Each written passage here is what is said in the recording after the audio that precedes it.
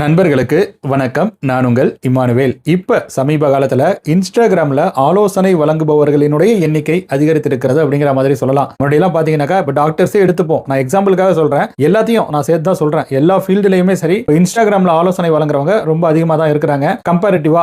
அது பாத்தீங்கன்னாக்கா சில கன்ஃபியூஷன்ஸையும் விளைவிக்குது. அது தொடர்பாக தான் நம்ம பார்க்க போறோம். இப்போ டாக்டர்ஸ்னு எடுத்துட்டோம்னாக்கா முன்னாடி சர்ஜிக்கல் ஆங்காலஜின்னு ஒரு டிபார்ட்மெண்ட் இருக்குனாக்கா, அதே போல மெடிக்கல் ஆங்காலஜி இல்ல ஆங்காலஜிங்கிறது தான் டிபார்ட்மெண்ட். அல்ல சர்ஜிக்கல் ஆங்காலஜின்னு ஒன்று இருக்கும், அதே போல மெடிக்கல் ஆங்காலஜின்னு ஒன்று இருக்கும். இது இல்லாம ரேடியாலஜிஸ்ட் வேற இருப்பாங்க. மெடிக்கல் ஆங்காலஜின்னு பார்க்கும்போது இப்போ ஒரு கேன்சர் பேஷண்ட் போறாங்கனாக்கா அவங்களுக்கு மெடிசின் கொடுத்து கியூர் பண்ணணும்னாக்கா மெடிக்கல் ஆங்காலஜிஸ்ட பார்ப்பாங்க. அதே சமயம் அவருக்கு சர்ஜரி பண்ணியே தீர வேண்டிய கட்டாயம் இருக்குனாக்கா சர்ஜிக்கல் ஆங்காலஜிஸ்ட் அவங்க வந்து அதை வந்து ஹேண்டில் பண்ணுவாங்க. ஸோ இப்படி தான் வந்து இருந்தது. இது இல்லாம இப்போ வந்து இன்ஸ்டாகிராம் ஆங்காலஜிஸ்ட் நிறைய பேர் வந்து உருவாகி இருக்கிறாங்க. அதே போல தான் பீடியாட்ரிஷனா இருக்கட்டும், அதே போல இப்போ கார்டியாலஜிஸ்ட், இன்ஸ்டாகிராம் கார்டியாலஜிஸ்ட் வேற பப்ளிக்கை அதிகமா பார்த்து அந்த பேஷண்ட்ஸினுடைய அந்த உண்மையான அந்த விஷயங்கள்லாம் தெரிஞ்சுக்கிட்டு டைரக்டா அந்த பேஷண்ட்டுக்கு ஆலோசனை வழங்குறவங்கிறது வந்து வேறு வகை. நான் சொல்றது சில பேருக்கு வந்து ஒரு மாதிரியா கூட தோணலாம், பட் நான் சொல்றதுல ஒரு அர்த்தம் வந்து இருக்கு. டயட்டிஷியன்னா கூட இன்ஸ்டாகிராம் டயட்டிஷியன் தனியா இருக்கிறாங்க. அவங்க வந்து ஒரு டயட்டை வந்து பொதுவா வந்து முன்வைப்பாங்க. இப்போ எல்லா மக்களுக்குமான டயட்டா அது இருக்குமான்னு கேட்டீங்கன்னாக்கா எல்லாருக்கும் எல்லா வகையான டயட்டை வந்து சூட் ஆகாது. அந்த மாதிரி எல்லாருக்கும் எல்லா வகையான மருத்துவமும் வந்து சூட் ஆயிடாது. It depends. ஒரு பேஷண்ட்டை பொறுத்து அது வந்து மாறும். ஒரு டாக்டரை நம்ம டைரக்டா போய் பார்த்து அப்ரோச் பண்ணி நம்மளுடைய ப்ராப்ளத்தை அவருக்கு கன்வே பண்ணி அவரும் நம்மளை வந்து கொஞ்சம் எவாலுவேட் பண்ணி நம்ம உடம்புல இந்த மாதிரியான பிரச்சனைகள்லாம் இருக்கு, அதற்கு என்ன தீர்வு சொல்லலாம் அப்படிங்கிற மாதிரி அவரும் கொஞ்சம் யோசிச்சு அவருடைய அனுபவத்தின் அடிப்படையில் சில மருந்துகளை கொடுப்பாரு, சில ஆலோசனைகளை வழங்குவார். ஸோ இதுதான் பார்த்தீங்கன்னாக்கா ஒர்க் அவுட் ஆகக்கூடிய ஒரு விஷயமா இருக்கும். அப்படி இல்லை, நம்மளை வந்து சுய பரிசோதனை பண்ணிக்கலாம். இப்போ நமக்கே பார்த்தீங்கன்னாக்கா இப்போ சில பொருட்களை சாப்பிட்டா ஏதாவது சில பாதிப்புகள் வர்றதை தெரிஞ்சுக்க முடியும். அதை வச்சு பார்த்தீங்கன்னாக்கா அந்த பொருட்களை தவிர்த்து நம்ம வந்து நமக்கு எது சூட் ஆகுதோ அதை வந்து சாப்பிட்டுக்கிட்டு அந்த மாதிரியான வாழ்க்கை முறையை நம்ம வந்து வாழ்ந்துட்டு போகலாம். இதுதான் வந்து சுய படிப்பினைன்னு சொல்லுவாங்க.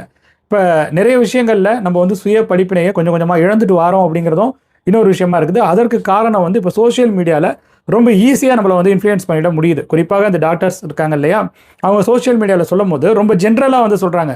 அது வந்து எல்லாருக்குமானது வந்து கிடையாது. அதை முதல்ல நம்ம அண்டர்ஸ்டாண்ட் பண்ணிக்கணும்.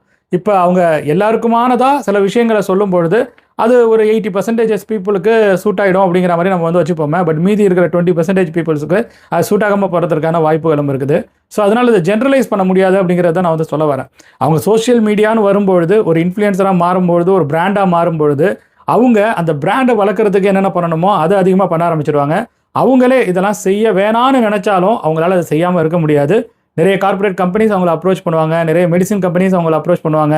ஸோ அந்த மாதிரியான அந்த விஷயங்கள்லாம் வந்து தொடர்ச்சியாக நடந்துட்டு தான் இருக்குது. இப்போ ரொம்ப ஷார்ட்டாக சொல்லணும்னாக்கா, இப்போ பிரைமரியாக உங்களுடைய ஃபோக்கஸ் எப்படி இருக்கும்? இப்போ இன்ஸ்டாகிராமில் எனக்கு வந்து 1 மில்லியன் ஃபாலோவர்ஸ், 2 மில்லியன் ஃபாலோவர்ஸ் இருக்காங்க, இல்லை எனக்கு யூடியூப்பில் இவ்வளோ ஃபாலோவர்ஸ் இருக்காங்க, லேக்ஸ் கணக்கில் என்னை வந்து ஃபாலோ பண்ணுறாங்க, லேக்ஸ் கணக்கில் என்னை வந்து சப்ஸ்கிரைப் பண்ணி வச்சுருக்காங்க. அவருடைய ஃபேன்ஸை எப்படி என்கரேஜ் பண்ணுறது அப்படிங்கிறதுக்கு தான் அதிக முக்கியத்துவம் கொடுப்பாரு. ஸோ அதனால் பார்த்தீங்கன்னா இந்த வைரல் டிப்ஸ்ன்னு இருக்கும். இப்போ ஒரு டிப்ஸ், இப்போ உதாரணத்துக்கு இப்போ உடம்பை இறக்க வைக்கிறதுக்கு ஒரு டிப்ஸ் இருக்குனாக்கா அதே எல்லாருமே வந்து பேசிக்கிட்டே இருப்பாங்க. இப்போ ஒரு மருந்து வரப்போகுது உடம்பை இறக்க வைக்கிறதுக்குனாக்கா அதை பற்றியே எல்லாருமே பேசிக்கிட்டே இருப்பாங்க. அதை நம்ம ஒரு வீடியோ பார்க்கும்போது அது சம்மந்தமான வீடியோஸே நமக்கு காட்டிக்கிட்டே இருக்கும். ஸோ வைரலாக எது இருக்குதோ அண்ட் மக்களுக்கு எது வந்து இப்போ அதிகமாக வந்து தேவைப்படுதுன்னு அவங்க நினைக்கிறாங்களோ, அவங்க நினைக்கிறாங்கனாக்கா ஆக்சுவலாக அவங்களுக்கே தெரியும். அவங்களுக்கு வந்து தனியாக ஒரு டீமே கூட இருக்கலாம் இதுக்காக. இப்போ இந்த மாதிரியான வீடியோஸ் தான் ட்ரெண்ட் ஆகிட்டு இருக்கு, இதை நீங்கள் பண்ணணும் அப்படிங்கிற மாதிரி.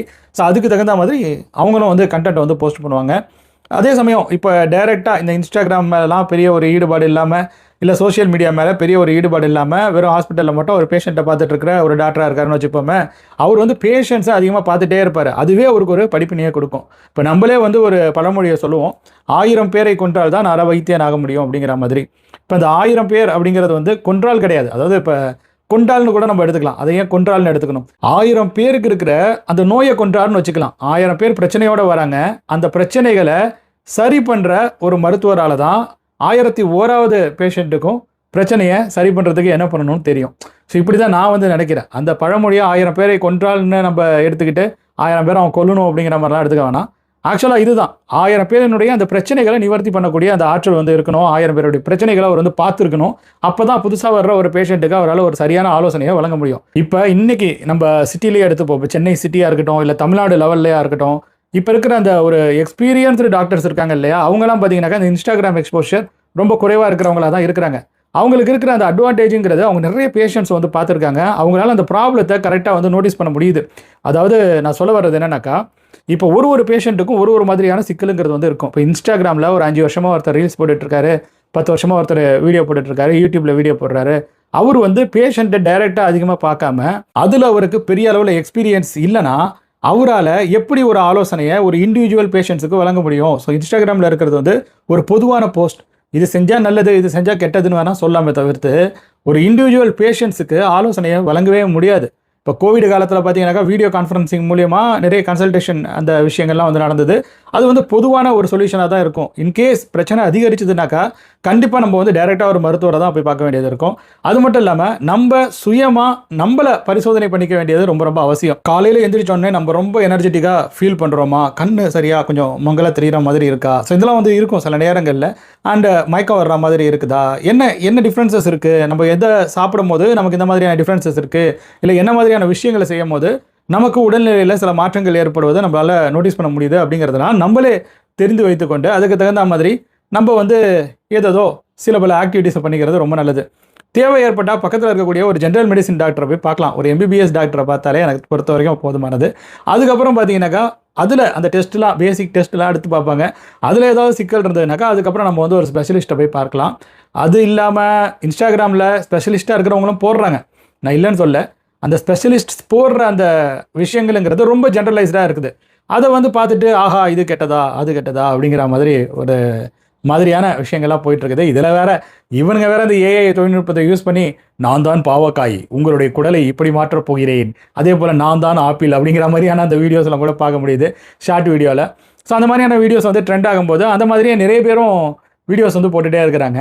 ஸோ இதெல்லாம் வந்து ஒரு மார்க்கமாக தான் இருக்குது. ஸோ ஓவராலாக நான் சொல்ல வர்றது என்னன்னாக்கா வெரி சிம்பிள், நம்மள முதல்ல சுய பரிசோதனை செய்து கொள்ள வேண்டியது இருக்குது.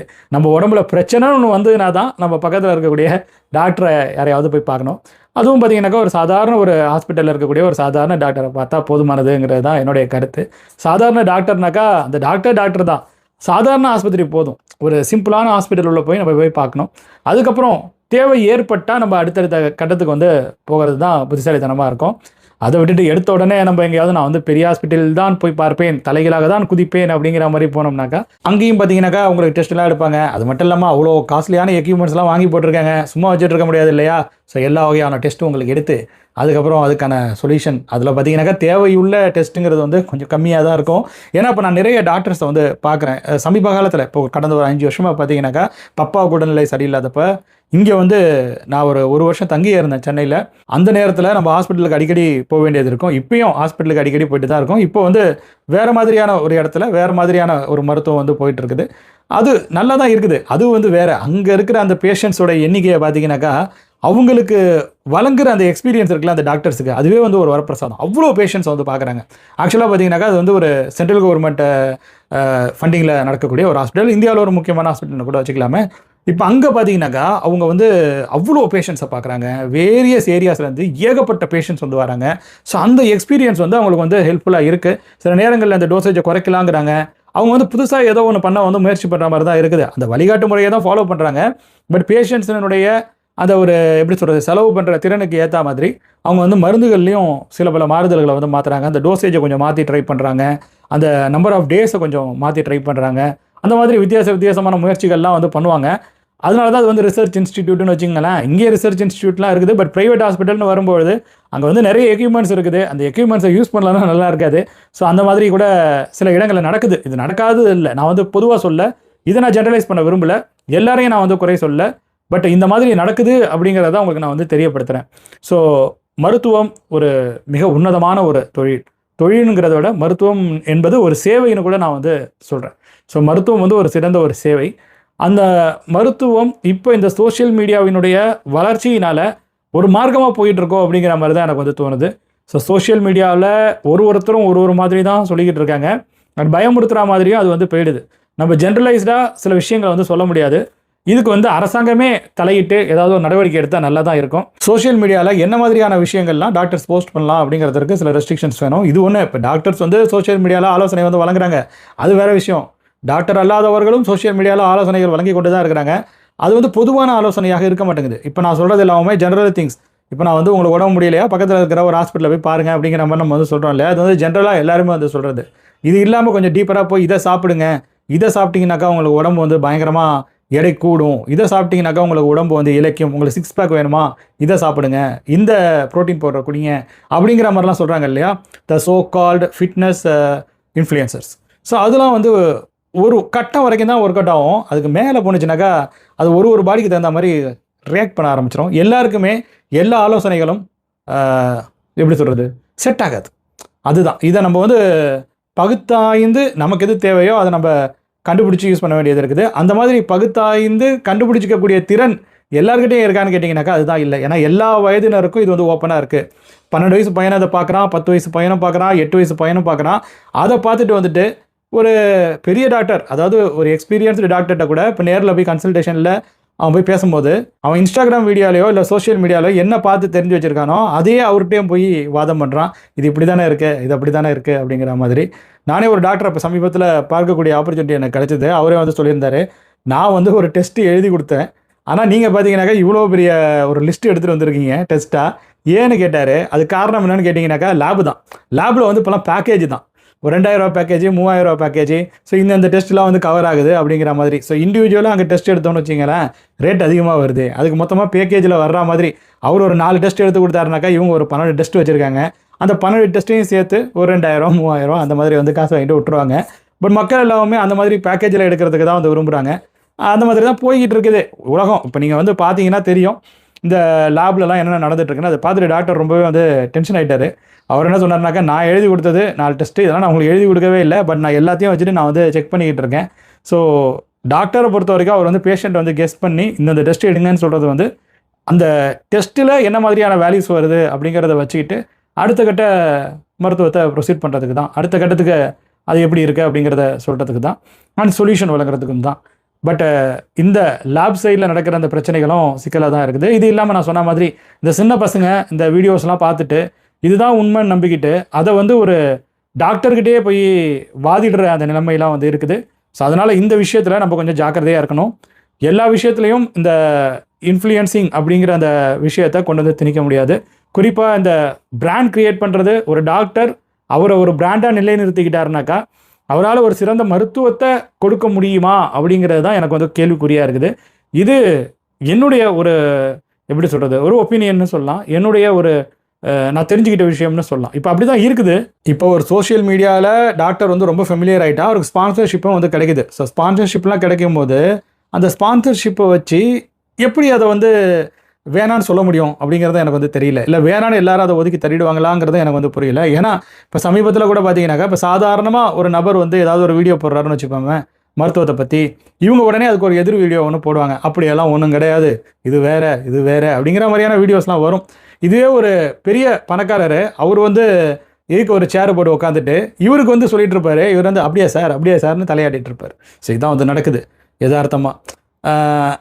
நீங்கள் பார்த்துருப்பீங்க சமீபத்தில், இதெல்லாம் நான் என்னால் பார்க்க முடிஞ்சுதுங்க, அதனால தான் நான் வந்து சொல்கிறேன். ஸோ ஒரு பிராண்டாக ஒரு கம்பெனியாக ஸோ யார் சொல்கிறாங்கன்னு இருக்குது. இங்கே பணம் இருந்து அதிகாரம் இருந்து ஒரு நிறுவனம் இருந்து அவங்க வந்து எக்ஸ்ப்ளனேஷன் கொடுத்தாக்கா இது இப்படி இருக்கலாமோ, இல்லை நேச்சுரலாக இது வந்து வேறு மாதிரியான சில தாக்கத்தை ஏற்படுத்துமோ, இல்லை இதுதான் சரியான மருந்தோ அப்படிங்கிற மாதிரி அவங்க சொல்லும் போது அதை வந்து கை கட்டி எதுக்கு உட்காந்து கூட கேட்டுப்பாங்க, அப்படியான் தலையாடிட்டு கூட போயிடுவாங்க. இதுவே ஒரு சாமானியம் பார்த்தீங்கன்னாக்கா ஒரு வீடியோ போட்டான்னு வச்சுங்க, அதுக்கு உடனே அவங்க பதில் சொல்லியே தீரணும். அதுக்காக இவங்க வந்து அந்த ரீல்ஸுக்கு ஆப்போசிட்டாக ஒரு ரீல்ஸை வந்து அந்த வீடியோவை போட்டு காமிச்சு வந்து போடுவாங்க. ஸோ அப்படி தான் வந்து இருக்குது. என்னை பொறுத்த வரைக்கும் இந்த மருத்துவம் தொடர்பான இந்த ரீல்ஸே வந்து முதல்ல ஒழிக்கணும் அப்படிங்கிற மாதிரி தான் நான் வந்து கேட்டுக்கிறேன். இதில் அரசாங்கம் தலையிட்டு ஏதாவது நடவடிக்கைகள்லாம் எடுத்தால் நல்லாயிருக்கும். இல்லை ஜென்ரலான விஷயங்களை ஷேர் பண்ணலாம். பட் இது நடந்தால் இது சுத்தமாக பிரச்சனை தான் அப்படிங்கிற மாதிரியான விஷயங்களையும், அண்டு இந்த மாதிரியான பிரச்சனைகள்லாம் இருந்ததுனாக்கா இது உங்களுக்கு அதற்கான அறிகுறியாக இருக்கலாம் அப்படிங்கிற மாதிரி சொல்கிறாங்க இல்லையா, அந்த மாதிரியான விஷயங்களையும் அதிகாரத்தில் இருக்கிறவங்க தலையிட்டு அதில் ஆக்கப்பூர்வமாக இதெல்லாம் வந்து செய்யக்கூடாதுன்னு சில சட்டத்திட்டங்களை கொண்டு வந்தால் நல்லா தான் இருக்கும். அவ்வளோதான் இந்த வீடியோவை பொறுத்த வரைக்கும். இதை தான் உங்கள் கூட நான் வந்து ஷேர் பண்ணிக்கணும்னு நினச்சேன். ஆக்சுவலாக பார்த்தீங்கன்னாக்கா இந்த S26 Ultra இருக்குது இல்லையா, அதில் வந்து ஃப்ரண்ட் கேமராலேயே நம்மளால் வந்து HDR வீடியோஸ் எடுக்க முடியுது. இப்போ கூட பார்த்தீங்கன்னாக்கா போதிய அளவிற்கு இங்கே லைட் வந்து கிடையாது. நான் தான் HDR எனேபிள் பண்ணி வச்சுருக்கேன். இதுக்கு முன்னாடி S24 Ultraவில் பார்த்தீங்கன்னாக்கா அந்த மாதிரியான ஆப்ஷன் என்று வந்து காட்டல. அது HDR பட்டன் அங்கே வந்து இல்லை ஃப்ரண்ட் கேமரா சென்சாரில். பட் இங்கே வந்து HDR பட்டன் இருக்குது. இப்போ HDR எனேபிள் பண்ணி தான் இந்த வீடியோவை நான் வந்து ஷூட் பண்ணிக்கிட்டு இருக்கேன். உங்களுக்கு எப்படி இருக்குது இந்த வீடியோவை பார்க்கும்போது? இல்லை S24 Ultraவில் நீங்கள் பார்த்த வீடியோ தான் உங்களுக்கு பிடிச்சிருந்ததா? உங்களுடைய அந்த ஒப்பீனியனையும் மறக்காமங்க கூட கமெண்ட் செக்ஷனில் ஷேர் பண்ணிக்கோங்க. வேறு பல இன்ட்ரெஸ்டிங்கான இன்ஃபர்மேஷன்ஸ் அடுத்தடுத்து வரக்கூடிய நாட்களில் உங்களுக்காக காத்துட்ருக்குது. அதுவரையில் உங்களிடமிருந்து விடைபெற்றுக் கொள்வது உங்கள் இம்மானுவேல். நன்றி, வணக்கம்.